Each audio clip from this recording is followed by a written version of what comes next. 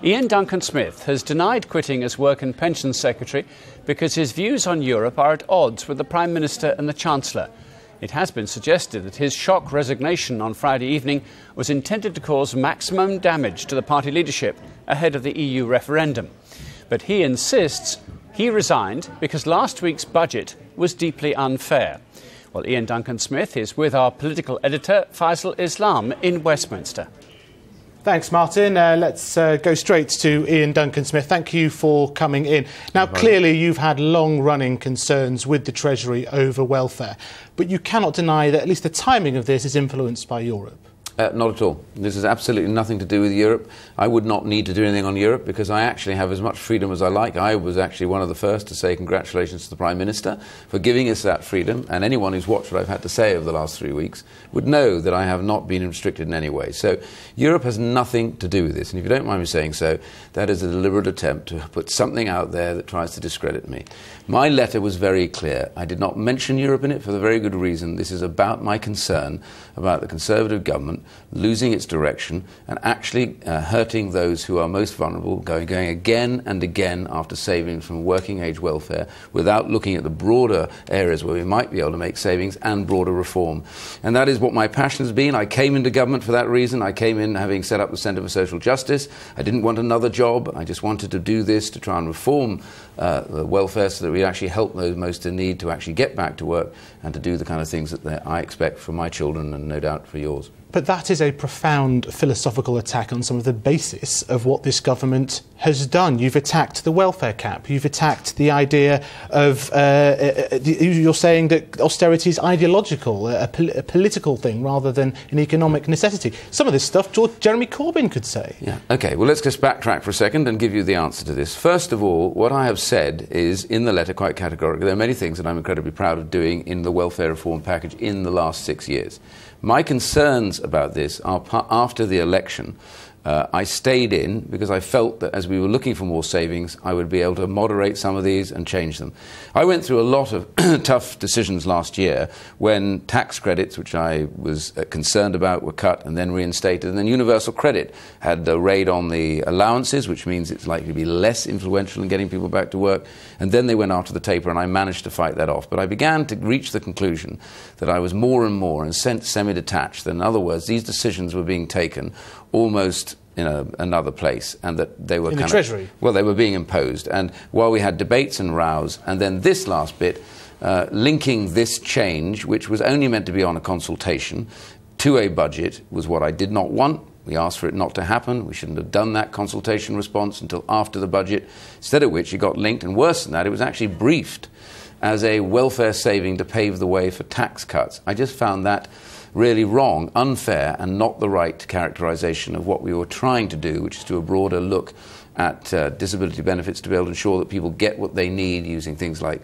social care in the community, hospital payments, and the PIP, which is a very good and settled benefit. To be very clear, though, you knew that the PIP reform was coming in, you knew it was going to be scored in the budget, and you knew that it was going to be scored at £1.3 billion a year, roughly. You knew that before the budget. Yeah. Let me just be very clear about this. This consultation started before the economy was seen to get slightly worse. This was about some changes to PIP that had happened as a result of court cases and some of the observation that, that there needed to be perhaps some review of that.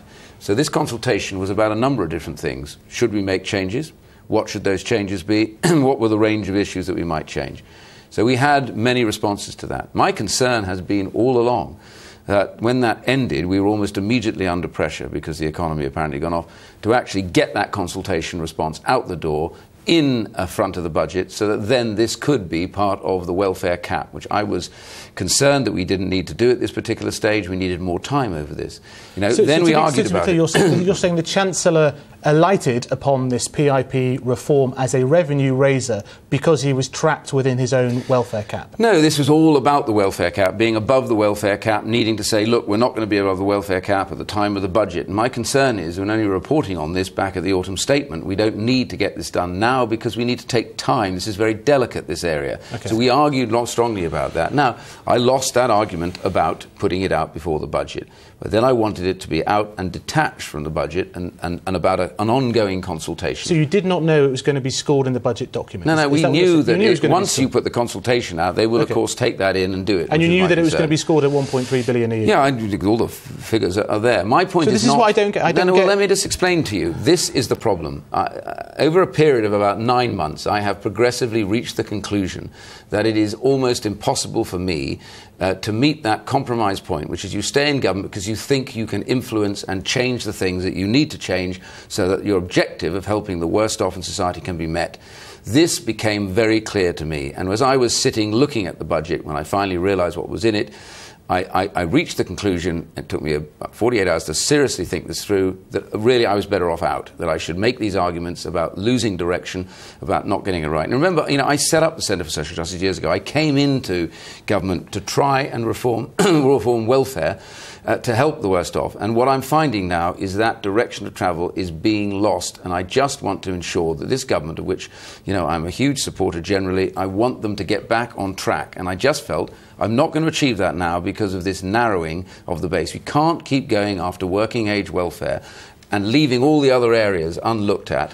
That is my concern. But you didn't think this about the ESA cuts? You didn't think this about the so-called bedroom tax? You didn't think this about... There are lots of things you do and change that are part of reforms that are all different reasons. These are on balance where you think these things should fall. My general view has, since the election, progressively been that I'm more and more concerned that a narrowing of our look into constantly working age benefits as we go forward is going to skew this so that we are no longer able to say that we are about a one nation trying to balance that delivery. Yes, we have to get the deficit down. It's absolutely vital. But we cannot do it by doing it on such a narrow base on working age welfare. That has been my concern. Now, you can disagree with me. Others out there can disagree with me. They can say this is wrong. But my motivation on this, which is how you started this interview, I feel is absolute. I am passionate about social justice. Whether you agree with my policies or not, that is my reason for why I believe that I had to leave. I would rather leave and mount this case outside than snipe from the sidelines and brief, as some people do. I don't want to do that. I want to get out clean and say, look, I have a different view and a different way to do it. I hope I can influence the party to do that. We'll come back to the party strategy in a moment, but there was also another discussion at Cabinet, was there not, where you disagreed with the Turkey-EU deal and you wanted to be able to have the freedom to say that that deal was bad for security. And now you do have the freedom. Is that not a factor in your resignation? Oh, come on, Faisal, that is the most puerile idea I've ever heard of. I already expressed my opinions about that deal separate to this. You know that. And therefore, I don't know what the issue here is. I've already expressed that. That's out there publicly. I wasn't actually. Did the Prime Minister try and say you shouldn't oppose that? There's a debate about whether or not you can talk about, under the terms of the release of Cabinet Ministers, talk about Europe, whether you talk about treaties. But I've already made my position clear about that. I am not in any way restrained on Europe. That is the point. If I was restrained on Europe, this might have some logic. It does not. I could have stayed in Cabinet, as some of my colleagues have done, and they're still free to talk about Europe. The idea this is about Europe, I'm afraid, I recognise this would happen. There'd be an attempt to try and, besmirch my motivation and everything else. My truth is, it's not about Europe. Well, I came into government. I haven't spoken about Europe for 10 years. I am in government because I care about social justice. I didn't have to come back into government, and I didn't want any other job. I have worked hard over the last 6 years with our coalition colleagues before, yes, making compromises, but I think the direction of travel has been in the right direction. My concern since the last election, staying in, trying to make these changes, is that we are beginning to lose that sense of direction. And I want to reset that. And I reached the conclusion finally, and I am absolutely clear about this, that on balance, it was better for me to be outside. Now, this is a big decision for leaving government. You have all the protection of government.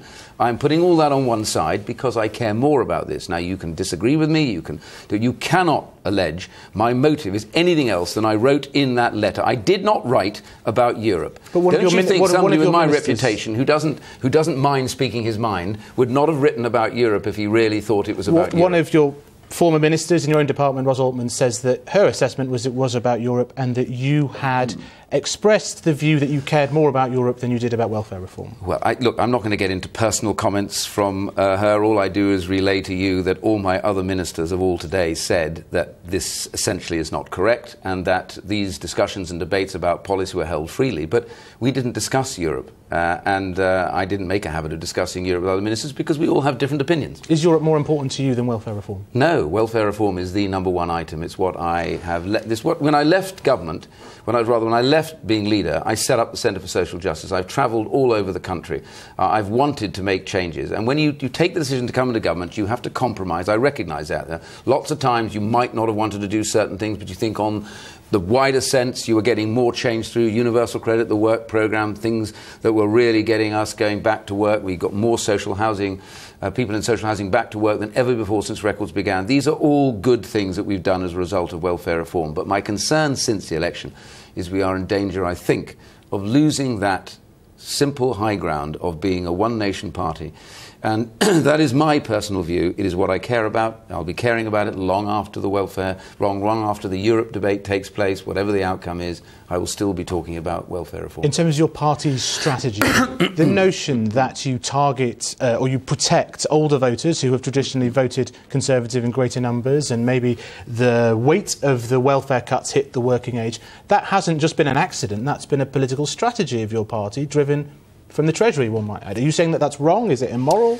All I would say is I don't think we can continue on the basis that the way you search for these changes in welfare comes from simply the working age. And my view is that there is a broader range. We have a huge range of ring-fenced items, not just in my department and other departments. My sense about this is we need to have a look about where we honestly think the concept of fairness lies, and the fairness of the generations, being fair, not just to take the burden all on this generation. We want to rebalance the economy, and I want to rebalance society. And I think you can only do that if you attack this on a wider front and make sure that you are fair throughout that. So my motives are very clear, and I want to return to this because they are attempting to be impugned by some people who would want to have it that way. And I simply say to you, I care about one thing, and one thing only in my political life. I came in, I served in the army, and I've come into politics because I care about Britain and the British people. And I do not believe that I would make any decision that I did not think was in the best interest of the British people. That is how I've lived my whole political life, and that is why on Friday I chose to leave the government and to argue fairly outside about changing this strategy. Did George Osborne's decisions, both on imposing the welfare cap, reducing the welfare cap back last July, the tax credit U-turn, and now, I mean, he's missed his two big, U-turns on his two biggest fiscal measures in two successive budgets. Where do you think his leadership ambitions lie now? Look, I'm not generally interested at all, believe it or not, in individuals or their prospects or whatever. I'm interested only in one thing, and that is getting this government that I have supported and continue to support, onto the right track with regards to social reform and welfare reform, rebalancing society alongside rebalancing the economy. Those two things go hand in glove. Has Mr. Osborne done a good job in terms of his budgets? I think his record over the last few years speaks for itself, in the sense that we've actually driven the deficit down and that there are issues. But my concern is that in narrowing that look for the deficit, we are in danger now of actually being seen as unfair and being far too hard on working age people. And that's what I've argued. And this is why I felt that the final straw for me was this issue surrounding this narrowing of the look at disability benefits. And I just felt that was no longer feasible. Your letter was clearly aimed at the Chancellor. It mentioned the Chancellor, his favourite phrase, it reminded many people of the Geoffrey Howe moment in the Commons all those years ago. Well, it's not aimed at anybody. It's aimed at a concept. And so when I talked about Treasury, which is correct, I talk about there being an imbalance in the way that they look at these things.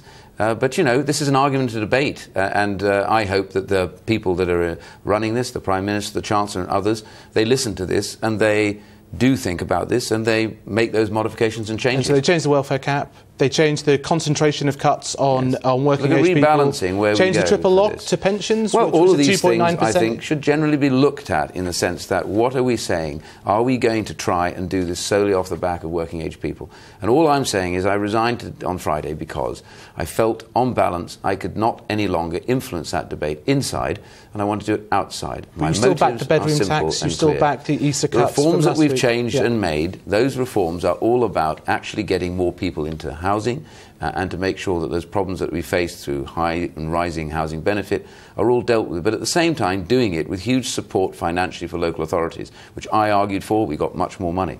I'm simply saying now that after all of that, we have to be very careful. There is a limit to a degree how far you can go.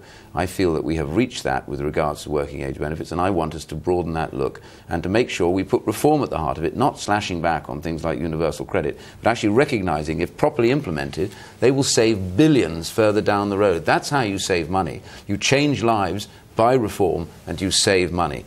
We've just got a statement in from Number 10 responding to your previous comments. We're sorry to see Iain Duncan Smith go, but we are a one-nation government determined to continue helping everyone in our society have more security and opportunity, including the most disadvantaged. Do you think this government is living up to its self-proclaimed one-nation ideals? I want it to. I want it now to think about it. Well, I think there's a danger that it is drifting from that through its policy implementation, and I want it to change that. It's not across the board, it's particularly in my area of welfare. And as I said earlier on, consistently going after working age welfare, I feel, has great limits. And the reality is they're already saved in year from the 2010 expenditure forecast. We will save by 1920 in that year some £33 billion. I think, really, we shouldn't keep dipping our bucket into that well, because that well is about people with real difficulty, and I want to see us broaden it out.